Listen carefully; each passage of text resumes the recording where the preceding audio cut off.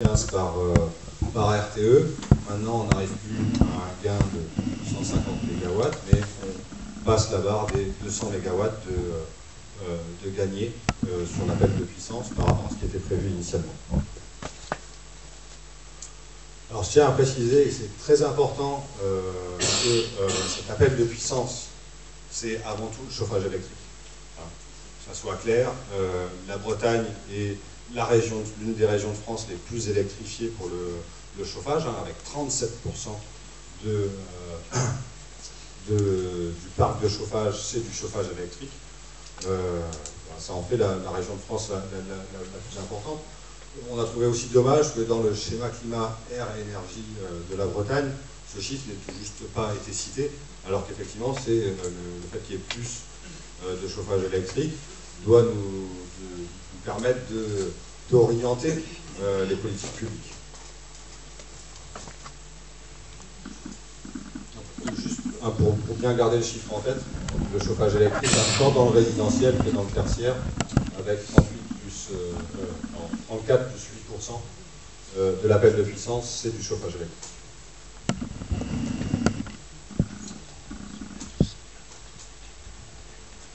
Alors maintenant qu'on a vu effectivement la consommation annuelle, les appels de puissance maximum, il faut regarder qu'est-ce qui reste sur finalement comme moyen de production pour pouvoir évaluer savoir si j'atteins le niveau de sécurisation ou pas. Alors la première chose, c'est quelque chose maintenant qui a été dit, puisque au moment du pacte électrique breton en 2010, un des choix forts, c'était de dire Dirinon et Grélis vont fermer. Voilà, effectivement, maintenant, RTE, dans ses bilans prévisionnels, nous donne une nouvelle date. Ça ne sera pas 2015 comme initialement prévu, mais après 2020. Donc on verra après tout à l'heure ce après 2020, qu'est-ce qu'on pourrait faire, qu'est-ce qui pourrait devenir avec ces centrales. Mais en tout cas, jusqu'à 2020, elles sont ici. Ces centrales ont souvent été un peu dénigrées, et on a juste voulu quand même vous rappeler les TAC fuel ou les TAC qui fonctionnent au gaz ou aux deux, c'est pas quelque chose qui était une technologie du passé. Il est important de voir qu'on a créé en Ile-de-France l'équivalent de 2 réacteurs nucléaires ces dernières années de TAC au gaz. Voilà, c'était effectivement des unités qui fonctionnent moins de 500 heures, une centaine d'heures par an, mais il n'y a pas que des vieilles centrales en France. Il y a aussi des centrales qui sont toutes récentes, puisque les dernières la création remonte à 2010, et qu'il y en a de nouveaux en projet, comme à Vitry en Ile-de-France, une centrale à charbon qui vient de fermer, et sur lequel on va reconstruire certainement une TAC. C'est en cours. C'est un projet à l'étude par EDF. Le groupe fuel de Cordemais, beaucoup plus d'incertitudes. Rien n'a évolué depuis 2012, mais le contexte européen de surabondance des moyens de production fait effectivement qu'on n'a pas de... c'est difficile pour les exploitants de se positionner. Ce qu'on nous annonce, c'est que les décisions vont être prises en 2016-2017, voilà, pour savoir si on va maintenir ces gros fuels ou pas. Alors des gros fuels, de la même façon que chaudière fuel, effectivement avec un rendement moins élevé que les turbines à combustion, mais toujours on est dans des centrales qui fonctionnent. Je crois que les gros fuels de Cordemais, on a les chiffres exacts, mais on fonctionnait moins d'une centaine d'heures, pareil, l'année dernière et les années d'avant. Donc, deux éléments importants. Comment faire pour regarder l'adéquation entre offre et demande? On vous a redonné alors un document qui n'a jamais trop été publié, mais c'est une réactualisation qui a été effectuée à la demande du ministère en 2013, après la sortie du scénario alternatif, où RTE a publié effectivement donc, une nouvelle évolution, ce que vous avez les courbes en rouge et en vert en haut ici, qui sont la nouvelle évolution de la pointe. Donc la pointe, elle change sur 10, bien sûr. et du coup qui confirmait les chiffres du scénario électrique alternatif. Et pour bien comprendre le schéma, alors c'est une évaluation simplifiée de l'adéquation qu'a réalisé RTE. Voilà, on peut revenir beaucoup plus dans le détail, mais comme outil de prise de décision, c'est quelque chose d'intéressant. Alors la première chose qu'on vous disait, c'est effectivement en 2016, les tags confirmés, et le projet de CCG va se faire. Donc, mission, fermeture de 4 tags de 85 MW, création d'une CCG de 400 MW. Ensuite, là, ici, on avait, en plus de cette CCG, la ligne qui est en construction aujourd'hui entre Saint-Brieuc et Lorient, pour renforcer le réseau et permettre d'importer plus d'énergie depuis la France.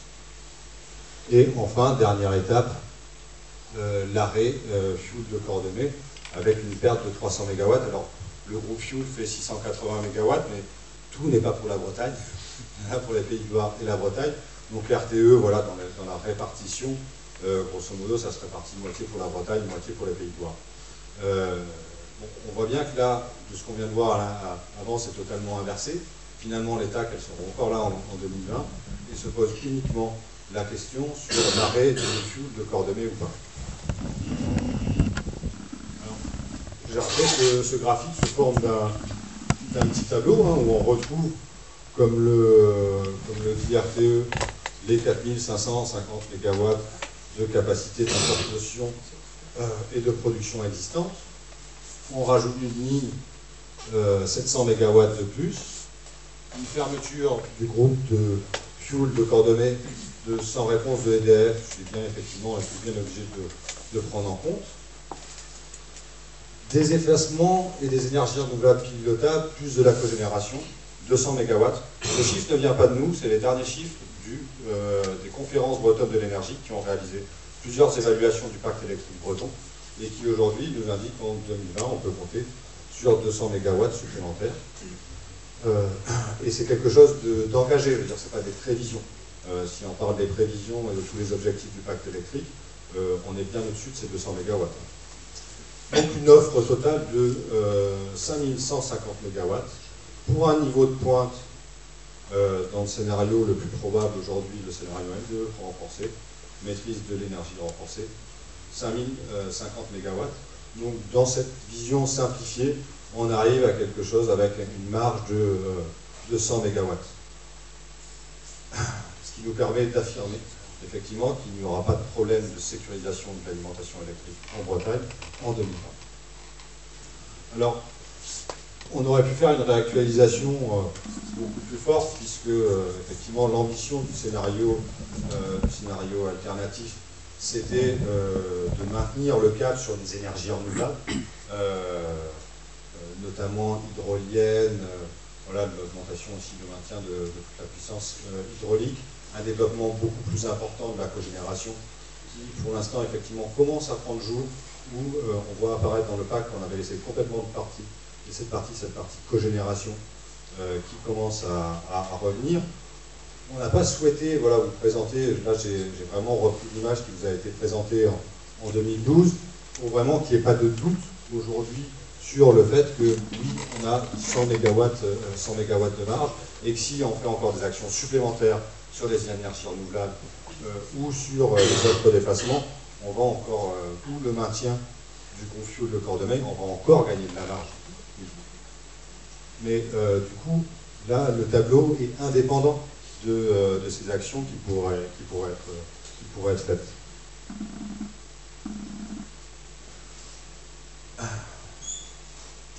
Donc, toujours, alors, la contribution du parc ENR à la pointe, c'est-à-dire que c'est vrai que dans toutes les simulations, ou même l'adéquation simplifiée que je viens de vous présenter, on considère que l'éolien est nul, il n'y a pas de vent. Donc c'est effectivement quelque chose qui peut arriver, une grosse vague de froid avec 0 puissance de vent. Pour autant, ce n'est pas quelque chose de systématique. Chaque fois qu'il y a une grande vague de vent, c'est pas pour ça qu'il n'y aura pas de vent. Effectivement, si on regarde les 4 derniers plus gros appels de puissance qu'il y a eu depuis 2012 sur la Bretagne, donc au-dessus de 4500 MW, on s'aperçoit que dans la plupart des cas, on n'a pas une production éolienne nulle, voire très importante, hein, au-dessus de 100 mégas, 355 mégas en mars 2012 ou en mars 2013, ou 594 mégas en 2015. On s'aperçoit aussi que finalement le besoin de sécurisation de la Bretagne ne se fait pas automatiquement vis-à-vis des TAC, puisque c'est lors de ces 4 derniers gros appels de puissance, on a eu effectivement une seule activation des turbines à combustion, et encore, c'était le jour où on avait le plus de vent, 594 MW. C'est plutôt parce que les TAC n'avaient pas beaucoup fonctionné, ou qu'il y a eu un manque de puissance ou une opportunité financière au niveau du réseau européen, qu'elles ont été activées, mais pas du tout pour sécuriser la Bretagne. Alors, juste sur cette partie-là, voilà, je montre toutes ces données-là, ce sont maintenant aujourd'hui des données publiques, hein, vous pouvez aller sur le site de RTE récupérer, on a vraiment un suivi en temps réel de la région, heure par heure, et c'est effectivement pour vous montrer, vous pouvez, que le 25 janvier 2013, les TAC n'ont pas du tout été activés, puisque la petite borne en rouge que vous voyez sur le haut, qui est effectivement de la puissance thermique à partir d'énergie fossile, sont juste les cogénérations et les productions du même type en Bretagne actuellement. Et pas du tout une activation des turbines à combustion. Je remonte le graphique qu'on a vu tout à l'heure, où on nous disait, voilà, 240 heures, tout ça. Maintenant, je l'ai dit, on est à 60 heures, mais pendant ces 60 heures, le fait qu'on puisse compter sur de l'éolien certains jours ramène finalement le besoin de recours aux fossiles encore moins important. Comme on l'a vu, on peut atteindre des points très élevés, et pour autant l'éolien nous permet de ne pas avoir recours aux énergies fossiles. Donc finalement, le vrai besoin pour des turbines à combustion se situerait plutôt entre 30 et quelque chose qui tourne autour de 30 heures en moyenne par an, et pas une soixantaine d'heures.